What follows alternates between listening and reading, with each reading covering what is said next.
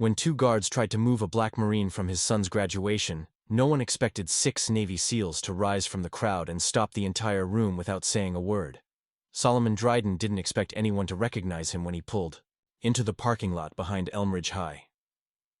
The building looked like most high schools in smaller Texas towns, weathered red brick, a few flags fluttering over the entrance, kids loitering near the gym doors. It was already crowded. Parents in dress shirts, siblings holding signs, a grandmother leaning on a walker. It was all there. He parked his Dodge Charger near the chain-link fence and stepped out, smoothing the lines of his deep blue Marine uniform. His boots were polished to a mirror shine, not because he was trying to show off, but because there were things he didn't know how to do halfway. He looked around. His posture stood out upright and firm. His face, though calm, carried the stillness of someone who had seen life from too many angles. He had driven 8 hours from Temple to make it to his son's high school graduation.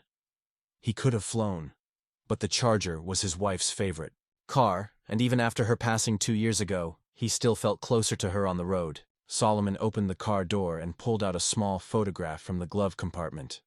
It was old and worn with a slight tear in the corner, his wife holding Tyron when he was just a baby. He slipped it into the inside pocket of his jacket. "Promised you," he said softly, "I wouldn't miss it." The walk to the entrance was slow and intentional. Every step carried meaning. His chest filled with something he didn't have a name for, but it lived somewhere between pride and ache. Inside, the gym was packed. Metal chairs filled the floor, bleachers already overflowing. The air smelled faintly of concession popcorn and floor wax. It was noisy, chaotic, alive. Solomon showed his printed ticket to a volunteer near the door, a short man with a clipboard and headset. The man squinted at it, nodded quickly, and pointed toward the 3rd row on the left side. "You're good to go. Family seating up front." "Appreciate it," Solomon said, his voice steady. He made his way to the row, catching glimpses of other families as he passed. Some folks looked at him, did a double take at the uniform, then turned away, like they hadn't. One woman gave him a small smile, then whispered something to the man beside her. Solomon didn't react.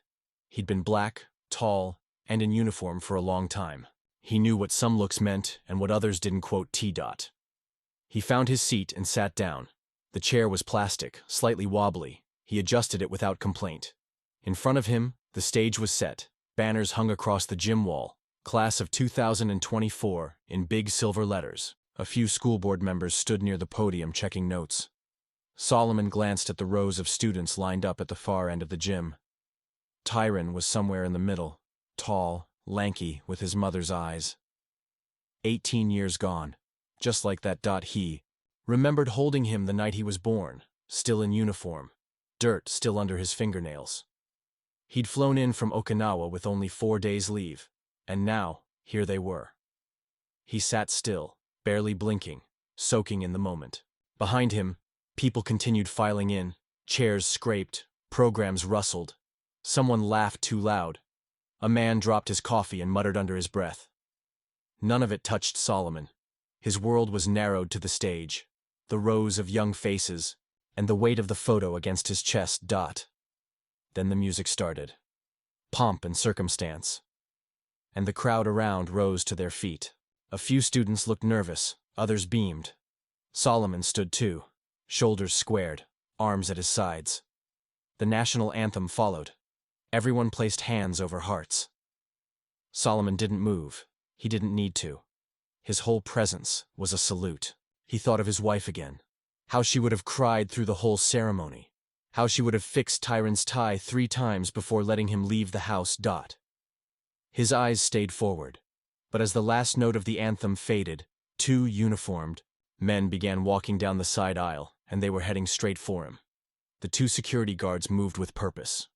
They weren't police. Their badges read Harlan Security Services, and their uniforms were standard black polo shirts tucked into cargo pants, earpieces, radios on their belts. Neither of them looked older than 31.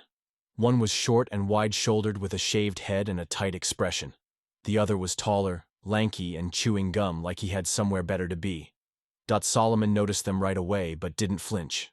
His training taught him long ago that stillness was often more commanding than movement. He kept his eyes forward, his hands resting loosely on his thighs.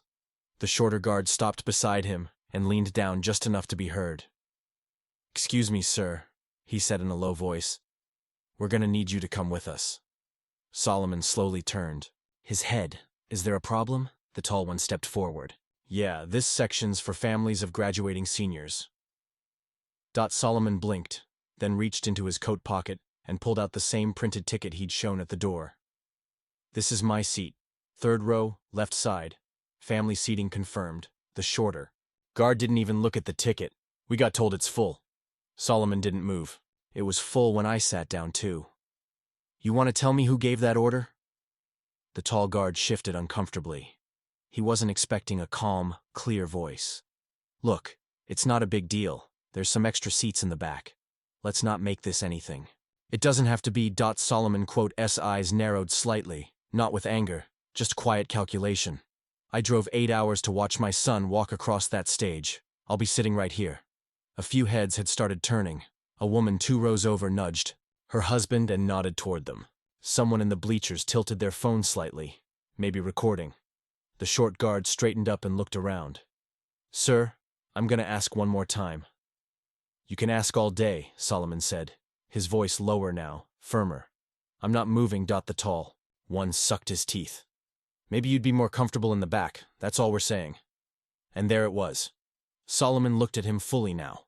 That phrase wasn't about logistics. It wasn't about policy. It was about something older, something quieter, something that had followed him all his life, in boardrooms, waiting rooms, front porches, and even the base cafeteria, just behind a smile, just under a whisper. He didn't respond.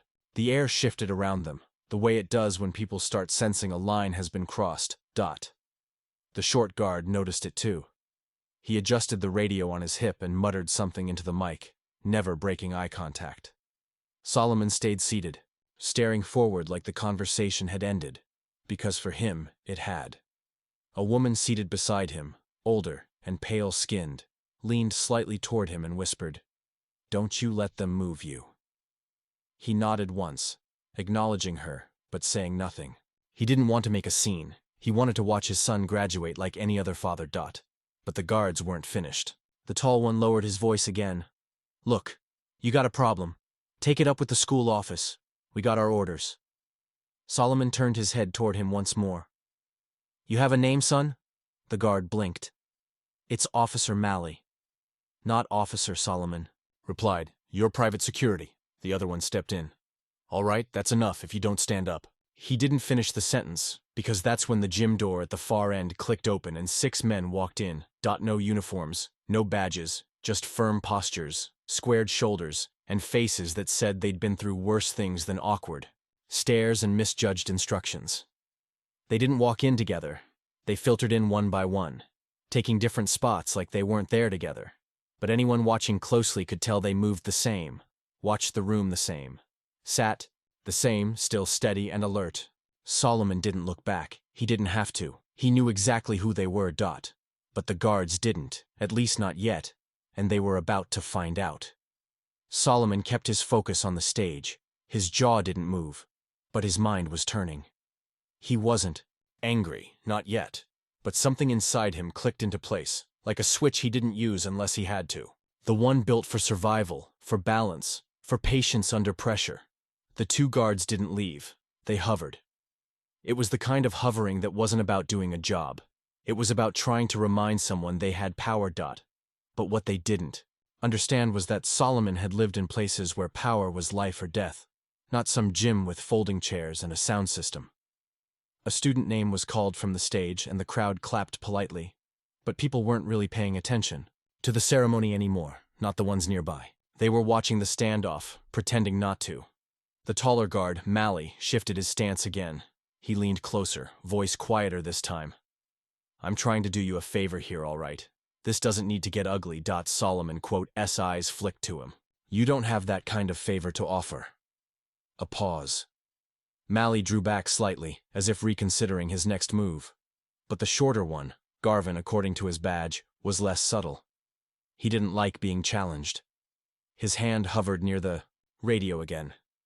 A few rows behind, a man stood up slowly. Nobody noticed at first. He didn't say a word, just crossed his arms and stared. Clean-shaven, broad frame, eyes sharp, he took a seat near the aisle without removing his gaze from the scene. In front of him, a second man stood up on the opposite side of the gym, same posture, calm, intentional. Then a third. They didn't speak. They didn't need to. Solomon knew them all. He didn't turn to look, because his instincts didn't require confirmation. He had led these men through mud, gunfire, and silence darker than most people could imagine. Garvin leaned down again, this time with something in his voice that wasn't there before. Listen, man, you're making this into a situation. Solomon turned his head slowly and deliberately, and you're not listening. Garvin's hand twitched toward the radio again. But before he could say a word, a voice broke the tension from 10 feet away. Is there a reason this man's being bothered? It was clear, calm, controlled. The kind of voice that doesn't rise to get attention. It drops just enough to make everyone else stop talking.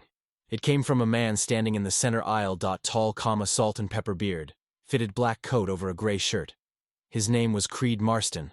He was the one Solomon had pulled from the wreckage in Kandahar, dragging him across 200 yards of sand while bullets rained down like gravel. Garvin looked up, caught off guard. Who are you? Creed didn't answer.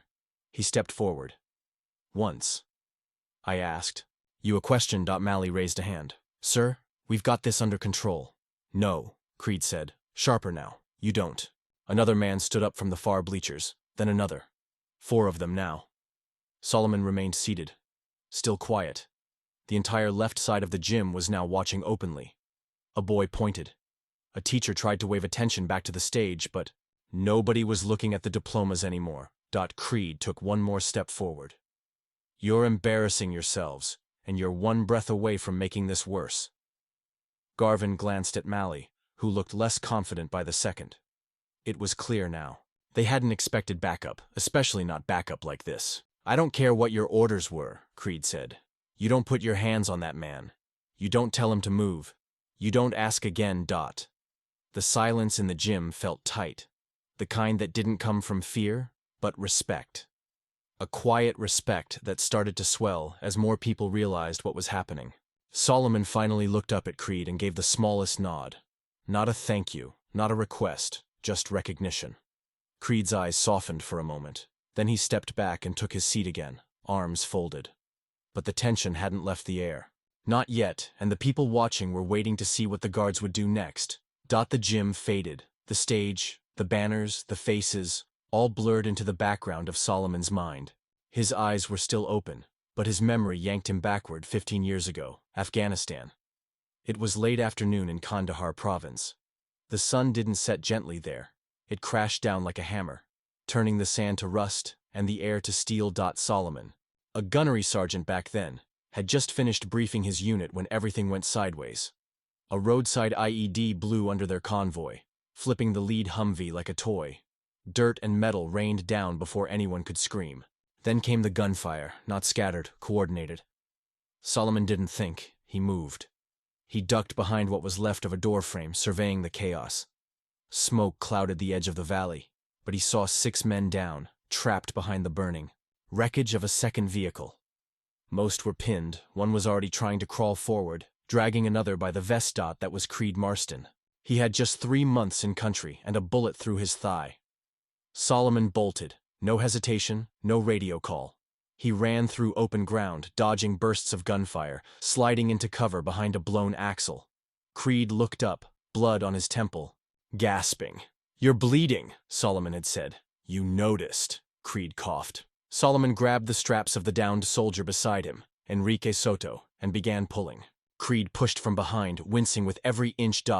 Where, S divas, Solomon shouted. Creed pointed weakly. Left side, under the hood.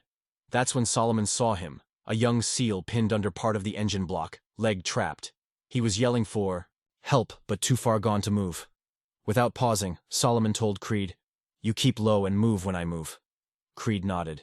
That's when he really started to understand what leadership looked like. Solomon sprinted across again.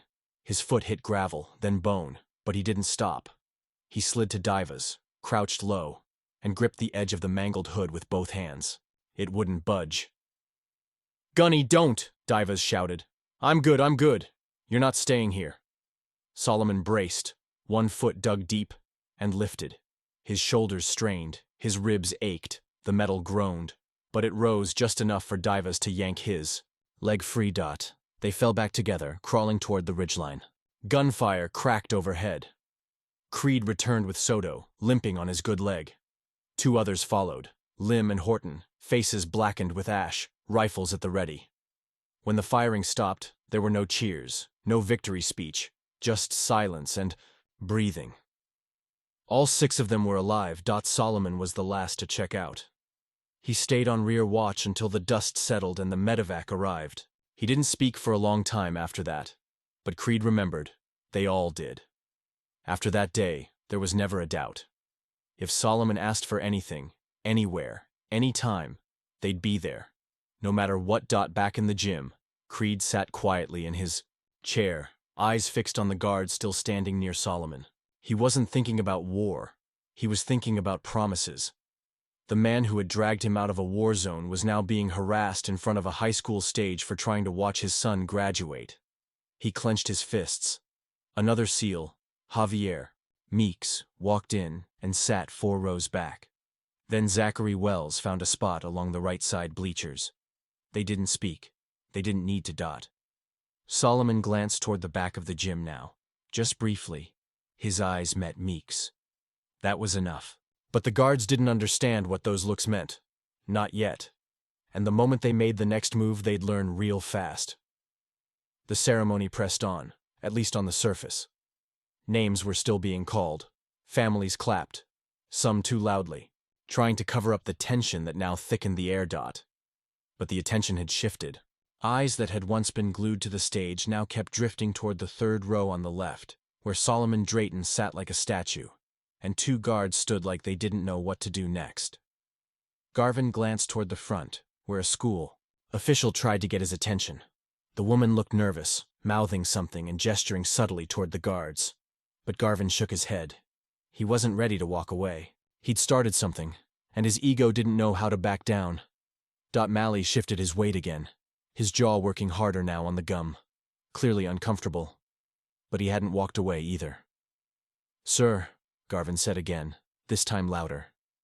"This is your last warning." Solomon didn't move. To do what, exactly? Garvin stepped forward, leaning in so close his belt brushed Solomon's knee. "To stop making a scene. We don't want any trouble. Just move to the back." Solomon turned his head and looked him dead in the eye. "You're the only one causing trouble." Garvin's nostrils flared. That's when it slipped. "You think wearing that uniform makes you better than everybody else? This is a high school, man, not your base." A hush fell across the rows around them. A little girl stopped squirming in her seat. A dad with a camera froze mid-zoom. Even Malley took a half step back like the words had landed heavier than he expected. Solomon didn't blink. He took a breath, not to calm himself, but to stay grounded. "You need to walk away." Garvin didn't. Instead, his hand dropped to the front of his belt, not on a weapon, but near enough to feel threatening. And that's when Creed stood up.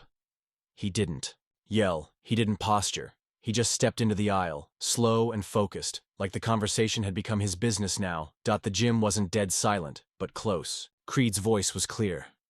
"If you touch him, you'll answer to me." Garvin turned his head. "And who the hell are you?" Creed took another step forward. "The man who's telling you this ends right now." One of the school board members noticed what was happening and whispered something to the principal. An assistant principal got up and started moving toward the back of the gym, probably calling someone on the walkie clipped to her side. The school staff was finally realizing this wasn't going to die down quietly. More SEALs rose from their seats, spread across the room. No formation, no spoken cue, just a unified instinct that kicked in all at once. By now, all 6 were standing. Garvin looked around, realizing they weren't just dealing with some angry parent. Something was different. These men didn't fidget, they didn't shift from foot to foot. Their presence filled the space like pressure before a storm. Creed took a step closer. "You've got 2 choices. Walk away now, or watch this go somewhere you don't want it to go." Malley's voice finally cracked through. Let's just back off, man. But Garvin still hesitated. Solomon spoke again, not to Garvin, but to Creed. Don't waste your breath. He already made his decision. Creed didn't smile. He just lowered his voice one last time. Don't mistake silence for weakness. Finally, comma. Garvin stepped back. Not much, but enough. His hand dropped away from his belt. His face burned. But he was outnumbered and outclassed. The principal appeared near the aisle, whispering quickly to the guards. Whatever she said was quiet, but firm enough to send them both walking toward the back exit. They didn't look at anyone on their way out. Solomon exhaled slow and steady. Creed sat back down without a word. All 6 seals remained standing, but the moment still hung in the air. And Tyron Drayson was watching everything from the lineup of students, his hands clenched at his sides. Tyron Dryden was near the center of the graduating class, standing in line between a girl with bright braids and a boy whose gown kept slipping off his shoulders. They were trying to focus on the ceremony, laughing nervously and checking their name cards like the world was normal. But Tyron's world wasn't T. He had seen the 2 guards walking toward his father from the minute the anthem ended. At first he thought maybe it was just routine. Maybe they were helping someone find a seat. But something in his chest told him different. Then he saw the way his dad sat, so still, so composed, but locked in. He'd seen that look before, the same one he'd caught when he was 12 and came home crying because someone at school had said something they shouldn't have. His dad didn't raise his voice then either. He just sat with that same expression, like steel that refused to bend. Tyron kept his eyes on the scene as best he could from his place in line. He couldn't hear what was said, but the body language told him enough. He saw the guards standing too close, saw his father calmly staying seated, and then he saw a man stand up, a tall guy in a dark coat, and somehow Tyron knew that wasn't just a parent. That man knew his father, the way he moved, the way he placed himself between the guard and the row. It was clear he wasn't there for drama. He was there for Solomon Dryden. Then another man stood, and another. It wasn't loud, but it was like the temperature in the room shifted. Everyone was watching now. Tyron's heart beat faster. He wasn't scared. He was something else, torn between pride and fire. He had grown up hearing pieces of his dad's service. Stories, not the gory parts. His dad kept most of those to himself, but bits here and there. A buddy who sent Christmas cards every year. A scar that came from somewhere out in the dust. A box in the garage marked Kandahar that nobody ever opened. He never knew the names, never saw the faces. But now they were here, standing like they'd been waiting for this moment. Like they'd never stopped having his dad's back. Tyran blinked hard, pushing down the burn behind his eyes. He didn't want to cry. Not here, not now. The line moved forward. A few names were called. The clapping picked back up slowly like someone had hit play again after a pause. But the room wasn't the same anymore. The energy had shifted. It wasn't about balloons or banners. Now it was about respect. One of the assistant principals tapped Tyron's shoulder and said something he didn't hear. He just nodded. The student next to him leaned over and whispered, "That's your dad." Tyron didn't say anything. He didn't have to. The entire gym had seen it. And now everyone in that building understood what kind of man Solomon Dryden was. In the audience, Creed remained standing. He didn't look around for approval. He wasn't scanning for attention. He was watching Solomon. Still seated in the same plastic chair, hands resting on his lap, eyes locked on the stage like nothing had happened. But something had. The rest of the SEALs stayed on their feet too, not posturing, just present. Their silence spoke louder than any microphone ever could. A few parents clapped louder now with each name. Almost as if they were trying to make up for the tension earlier. The gym had become a living thing, stirred awake by a moment of injustice, held steady by the weight of honor. Solomon remained still, not defiant, not bitter, just present. A father watching his son take one more step into adulthood. But the moment that would break through all of it was still coming, and when Tyron's name was finally called, the room wouldn't be able to pretend anymore. The line was moving faster now.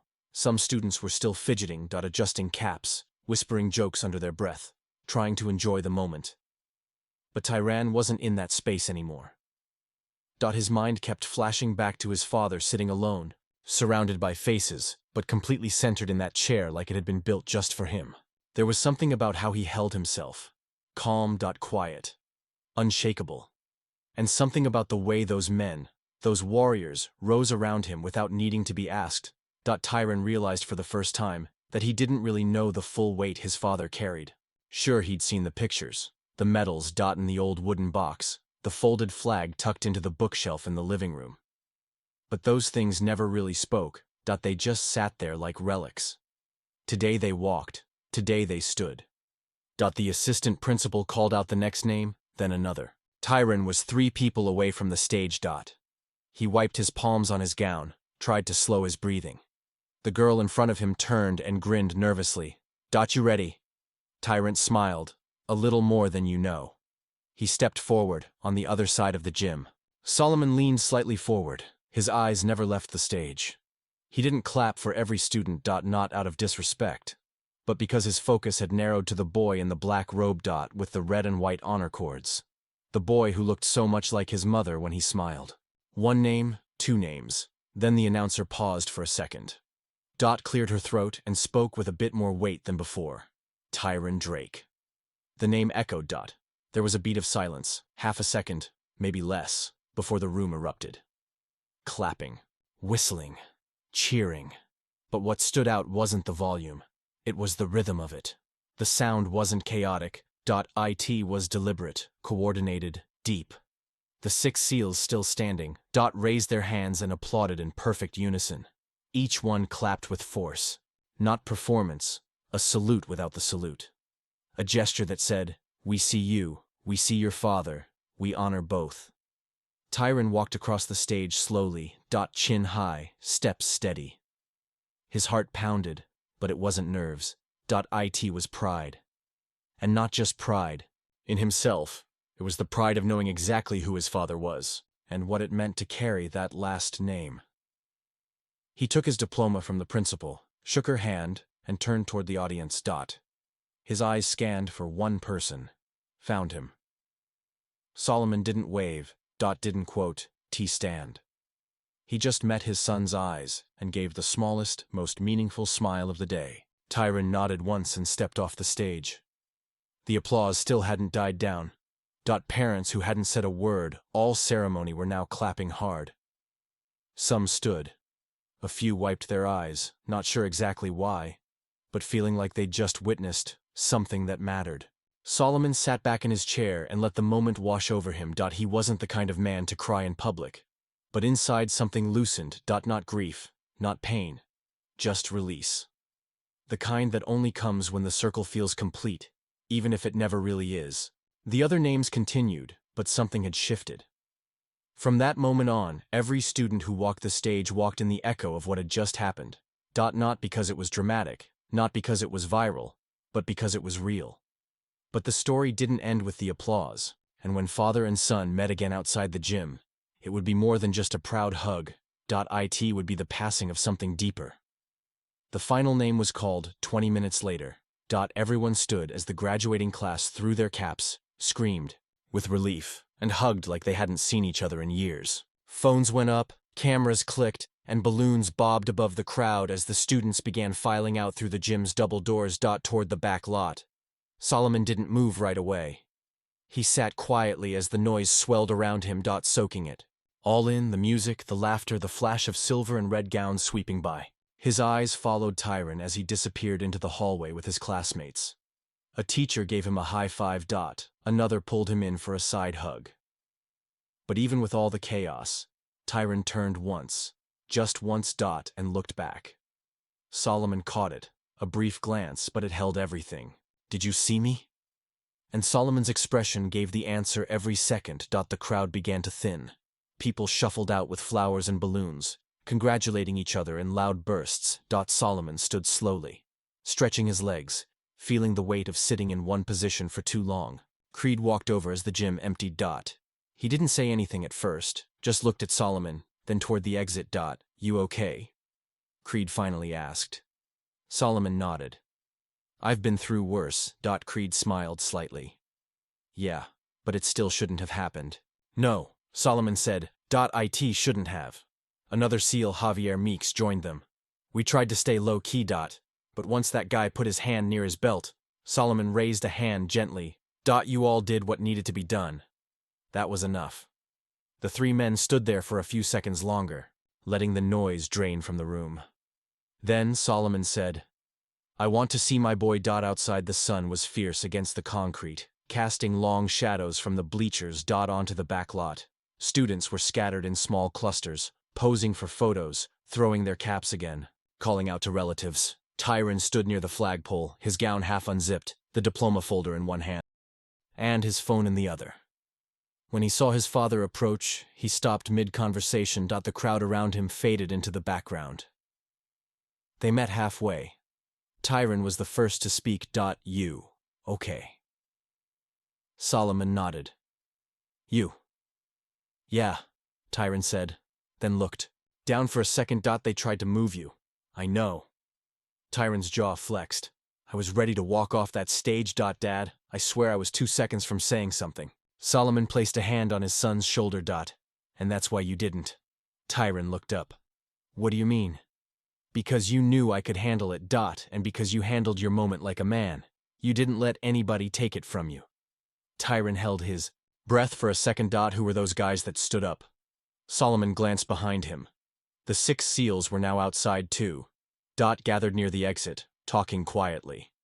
They weren't looking for attention, just keeping an eye out like always. They quote men. I bled with. Men who know what loyalty means, Solomon said. Men who don't forget. Tyron nodded slowly.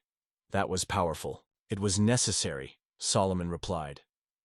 Sometimes silence is louder than shouting, and sometimes standing up without speaking says more than 1,000 words. For a moment, neither of them said anything. Then Tyron smiled. You gonna tell me those war stories? Now. Solomon chuckled. Some of them. You're old enough for the real parts now. They stood there shoulder to shoulder.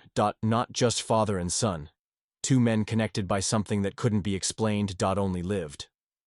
Across the lot, Creed raised a hand. Not a wave. Just a gesture of respect. Tyrion returned it without hesitation. The sun kept climbing, but for the Drayton men. Time moved differently now. But one more moment remained. Because after all that, the real lesson hadn't yet been spoken aloud. Most of the crowd had cleared by the time Solomon and Tyron walked back to the parking lot. A few families still lingered, laughing around folding chairs. Or loading up trunks with flower arrangements and graduation gifts. But the buzz had quieted. And the sun had softened into early evening light. Solomon unlocked the Charger, the same one his wife used to drive to parent-teacher meetings and weekend road trips. Tyron paused at the passenger door, running his fingers along a scratch near the handle. She would have been screaming the loudest today, he said softly. She would have made you retake every photo. Until your smile looked just right, Solomon replied, managing a grin. They climbed in, shutting the doors behind them. The car was warm from the sun. But it felt like a cocoon, sealed off from the rest of the world for a few breaths. Tyrion turned to face his father. I gotta ask, why didn't you say anything to those guards? You just sat there. Solomon tapped the steering wheel once. Then turned to him. Because I don't have to stand up for who I am. And I don't need to raise my voice to be heard. Tyron looked out the window for a second, chewing on that. You know how many times in my life I've had to choose between letting something slide. Or blowing it up, Solomon continued. That moment today, what those men tried to do. It wasn't new. But how we respond, that's what defines us. But they disrespected you, Tyrion said, in front of everybody. Yes, Solomon said, and everyone saw it. But they also saw the truth. They saw 6 men who had every reason to be somewhere else stand up. Not because I asked. Because they knew what that moment meant. Tyron sat with that. Son, Solomon said, life will hand you 100 chances to react with anger. And sometimes anger is justified. But most times silence cuts deeper, dignity sticks longer. That's what people remember. He reached into his jacket and pulled out the folded photo, the one of Tyron as a baby. His late wife cradling him. I carried this with me through Kandahar. I carried it through losing your mom. And I carried it here today. Not because it gives me strength, but because it reminds me of what's worth protecting. Tyron quote, voice dropped. You always knew who had your back. Solomon smiled. I didn't need to know, I just had faith. Real men don't vanish when things get uncomfortable. They show up and they stand. There was a pause before Tyron spoke again. I want to be like that. Like you. You already are, Solomon said. You walked that stage with pride. You didn't let anger steal your moment. You stayed grounded even when everything around you was trying to throw you off balance. Outside the car, the last of the SEALs were getting into their vehicles. Creed gave one last look toward the Charger. Before driving off. Solomon nodded once, no words, just the quiet acknowledgement of something permanent. Tyron leaned back in the seat. So what now? Solomon turned the key in the ignition. The engine rumbled to life. Now we drive home. You get to choose dinner. Tyron grinned. Waffle House. Solomon chuckled. Of course. As they pulled out of the lot, the school faded behind them. But the memory of what happened inside that gym wouldn't fade anytime soon, for anyone who was there. And for Tyrone, that day would mark something far greater than a diploma. It was the day he realized manhood had nothing to do with noise, and everything to do with how you carry yourself. When the world stops watching. Some people shout to be seen. Others just sit in silence and are never forgotten. If this story moved you, don't forget to subscribe. Share it with someone who needs to be reminded what true strength looks like.